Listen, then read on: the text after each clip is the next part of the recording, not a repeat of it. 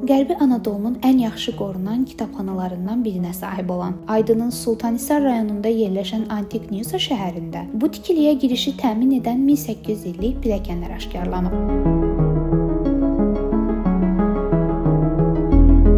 İki tərəfli vadi üzərində inşa edildiyi üçün iki tərəfli şəhər kimi tanınan Roma dövründən qalma təhsil və mədəniyyət mərkəzi olan Nyusada qazıntılar Ankara Universiteti Dil, Tarix və Coğrafiya Fakültəsi Arxeologiya şöbəsinin müəllimi professor doktor Sərdar Hakan Öztaner'in rəhbərliyi ilə aparılır. Tikiliyə iki tərəfli şəhər adını da Öztaner verib. Zeytun ağacları arasında yüksələn 2300 illik şəhər gimnaziyası, teatrı, stadionu, agorası, akt salonu, geniş küçələri, Akharaka məbədi və Qərbi Anadolunun ən yaxşı qorunan kitabxanalarından biri ilə diqqət çəkir. Öztaner keçən il gələcək üçün miras layihəsi çərçivəsində mərkəzi körpüdən şəhərin qərb tərəfindəki Akharakaya doğru uzanan əsas küçəni qazdıqlarını açıqlayaraq bildirib. 2025-ci ildə bu küçədə qazıntı işlərimiz davam etdi və kitabxananın yerləşdiyi əraziyə çatanda küçədən kitabxanaya gedən pilləkənləri aşkarladıq. Bu bizim üçün vacib idi. Çünki küçənin kitabxanaya necə bağlandığını, 2 metr hündürlük fərqinin necə aradan qaldırıldığını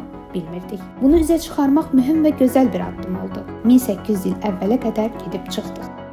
5 addım sonra mərmər döşənmiş həyətə aparır. Kitabxananın eramızın 130-cu ildə tikildiyini deyən Öztaner, küçə sisteminin Roma imperatoru Avqust dövründən mövcud olduğunu dəqiqləşdirdiklərini söyləyib.